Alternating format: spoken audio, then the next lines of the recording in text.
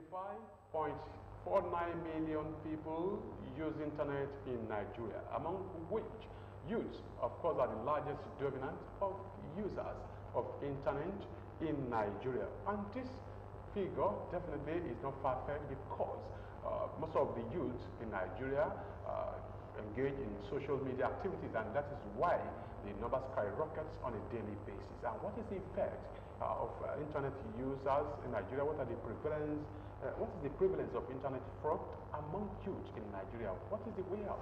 What is the public relations solution to this menace? And that is the focus of a discussion on Your Image today. Joining me on the discussions today, of course, I have youths who, of course, engage in social media activities, internet, and what have they are experts, definitely. And of course, not forgetting the fact that we also take a cursory look at the public relations aspect of this discourse. And also, we have a publications guru to join the discussion today. My guest, Mr. Aki Okudero, is a consultant public relations person, also a veteran, fellow Nigerian Institute of Public Relations. You are welcome to the show, sir. Thank you very much. I also have a public analyst and social influencer, Mr. Babatunde Adeluola. You are most welcome to this show. Thank you very much. We also strike discussion to youth who represent us in government. And that's why we have the essay on youth empowerment and job creation in Ogun State.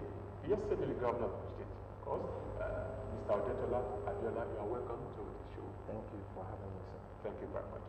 So we'll kickstart the discussion from Mr. Akegudera, who will take a look at the historical perspective of the discussion. Let's look at the fraud, the cybercrime. What brought about the cybercrime in Nigeria? Let's rely down to Nigeria. Yeah, thank you very much. When it started, it was not really crime inclined in those days. It was an innovative way of finding a solution to initial problem that emanated. I remember that the railway services had some personnel, technical personnel, who were grappling with the problem, and they created a new method of solving a problem to ensure that the train services were effective. And unfortunately, in the internet world, it is known as a hacking situation. That is, they have to penetrate into the system not using the orthodox method. And eventually they got results, but it further now developed into things that were becoming negative. Things that in Nigerian parlance you now call Yahoo, and then the outside world you call it a cybercrime.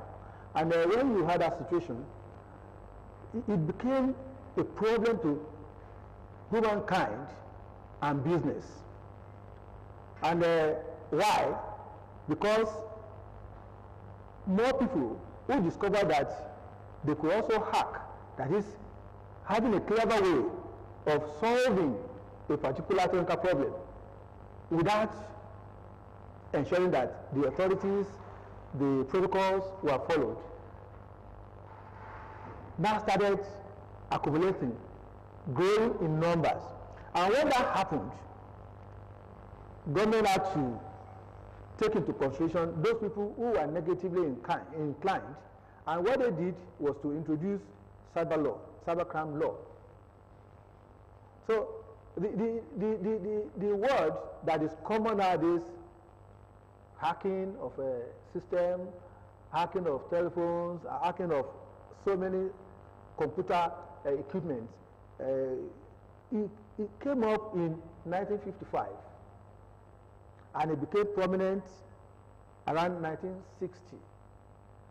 So, but the law that now tries to regulate the services, because as at that time, companies were not being affected. Computer companies that hitherto should have been able to manage their issues were now becoming issues of the law, that is for people penetrating. And when the cyber law was now created, then you're now having the law enforcers going into businesses, going into people. And let us remember that the cybercrime was having a very damaging effect, I said, on businesses and human. People who are now losing their money, businesses who are now crumbling. In fact, even data fraud became so prominent, and several other things. In fact, reputational matters became a thing, to the extent that companies who have been attacked were no longer having the opportunity to service the people as it was expected. So I think that's the genesis. But when you look at it, the clever means of handling those issues were now becoming a problem to the society. And that is why today you now have more people going into it, even though the law enforcement agencies are trying to regulate, but still it still has a negative effect. Yeah, we'll still come back to the regulation. Let me go to Mr. Adelola, who is a social influencer.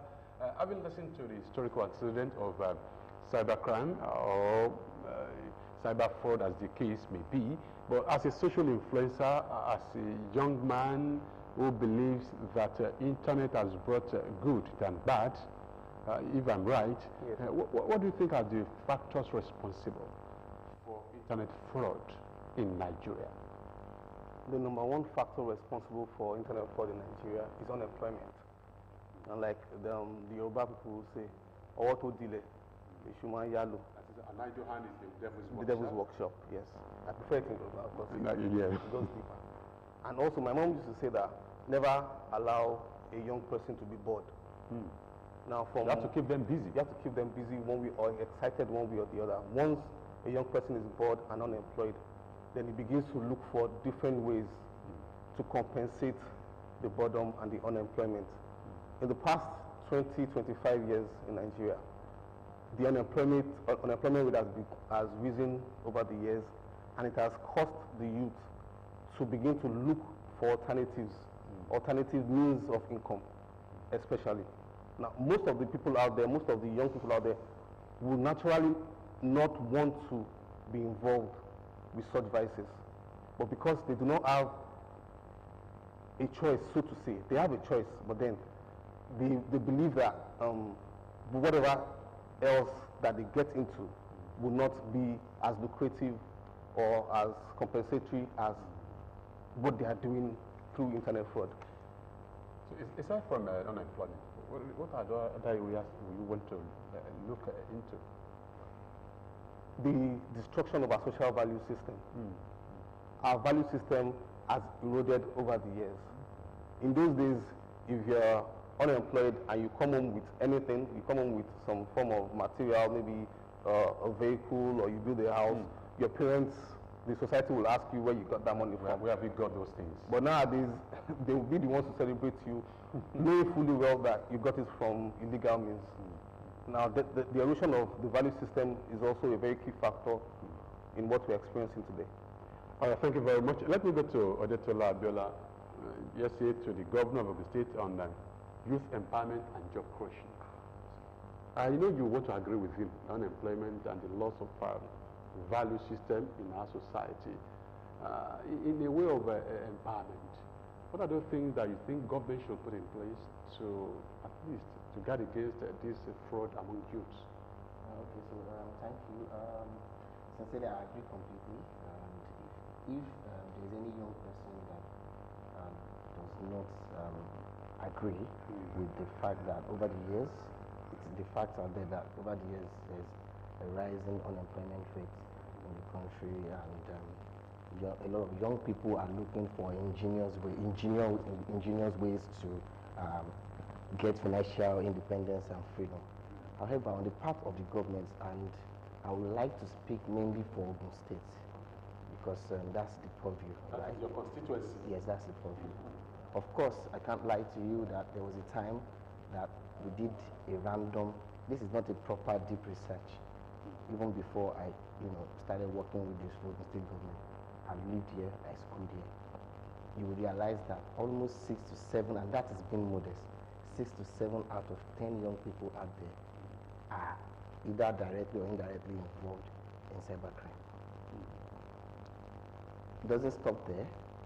Before, the problem in Ogun State used to be probably cultism, but the evolution moved from just mere cultism to cybercrime. It is prevalent in the states, and I think in the wisdom of the new government, the governor, Governor Dapo Abiodun, I think he has brought ingenious ways to ensure that young people are engaged. And part of the ways you need to you know that easily is the creation of a department that focuses on job creation and youth empowerment. And one of the things that has been done over the past almost 2 years is, aside from going into the agri policy, I would like to talk about what the government has done with the introduction of the tech hub. For every good thing that comes, every new good thing that comes around comes with its demerits. I think one of the demerits of the evolution of the internet is cybercrime. And a lot of young people in Nigeria are alerted to, they are so, young Nigerians are dynamic to the extent that they resolve or solve out of the box issues when around new innovations.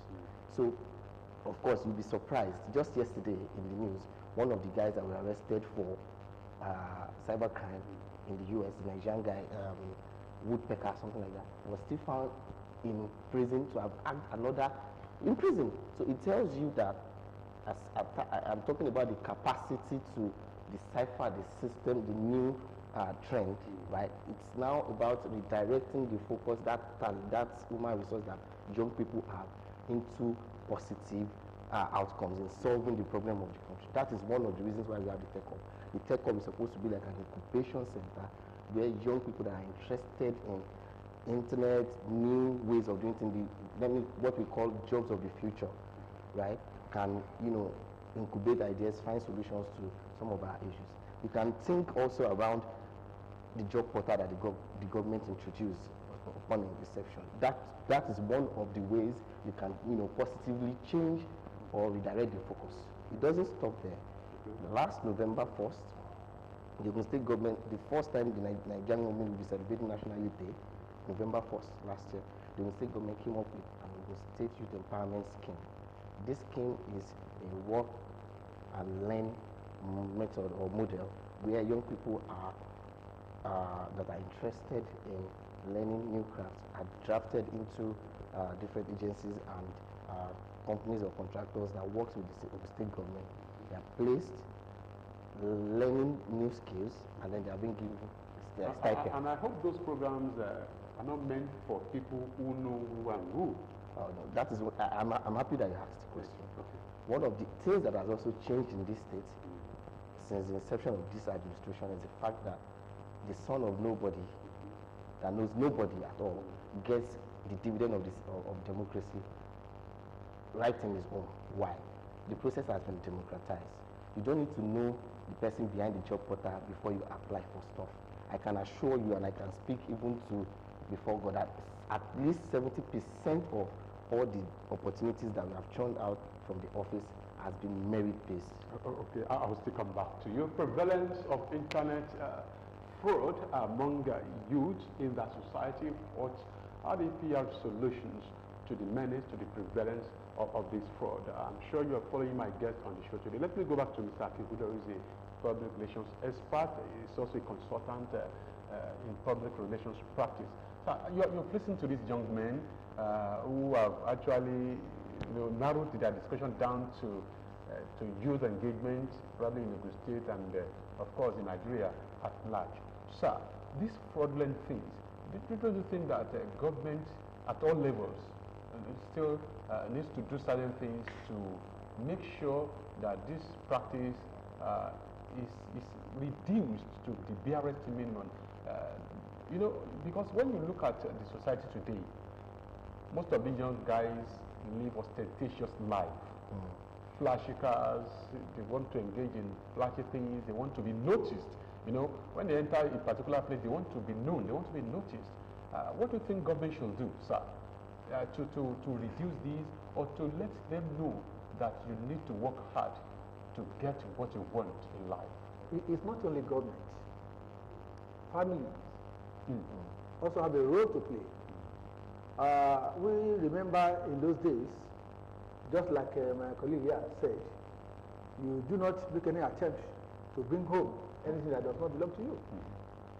So the same way, family members must ensure that they have total control over their words. That is one. There must be a reorientation of even the leaders in the family. Nowadays, there's so much serious moral decadence, even among the parents. The search for money, the search for things that were not necessary for life is the issue now. But on the part of government really needs to have some structure, some ground to encourage reduction in this cybercrime. Like I said, every 11 seconds there's a cyber attack. Every 11 seconds. And when you have a growing population of 1 million people per day entering into the cyberspace, you have a situation where if stringent measures were not put in place, either by government, either by groups, either by the youth themselves, and even international law. And that is why we have reputation problems, particularly in Nigeria, because even the Nigerian passports, the moment a Nigerian is traveling, they find it difficult. They undergo rigorous checks and uncommon checks at various airports. At various airports. Why? There's a mechanism called World Check, which monitors your passport. It gives them the result whether you've been involved in a crime or any other related activities. And when they notice that you are disallowed from entering into any country. But beyond that, government has a role to play in employing technology. This is jet age. This is a period where we need to encourage, empower, train, educate even our children from the early stage, so that they embrace technology. Nations that have grown over time have been the ones that have encouraged their young ones to imbibe technology, to embrace it, to work on it, because the intellectual capacity, the curiosity of the youth is enormous. I remember in those days, there's no gadget that we cannot operate, electronic gadget. The thing is there, the trait is there, and then it just flows. So nowadays too, government must have a thorough check in ensuring that even within a particular environment, there's what we call closed circuit CCTV, closed circuit television services. And even beyond that, let there be a communication facility whereby in every area, government must have a communication channel. I want to challenge government. Maybe I'll still come back to that, because I know every stakeholder has a role to play. Yeah. Let me just ask Mr. Adido about this question.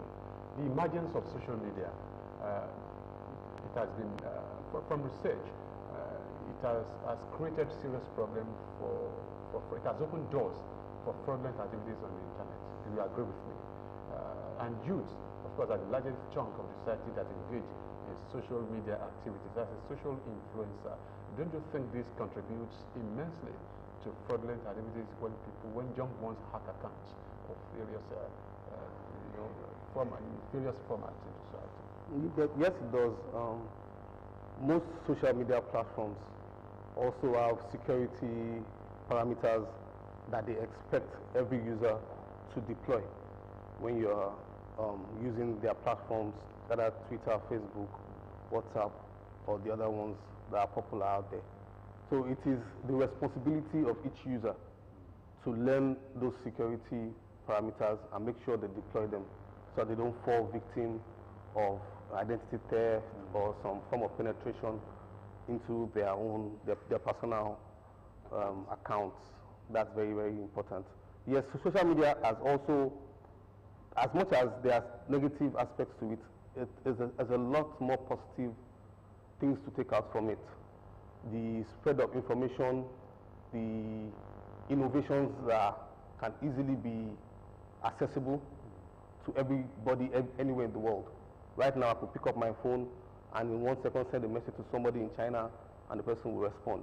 In those days in Lagos you'll have to take a bus from Yanopaja to somewhere on the island to get a Nitel call, and then and you have to queue too. And no, this is my point. My point is, even in those days, people used to perpetrate fraud through those means. So the point is not social media; it's the people.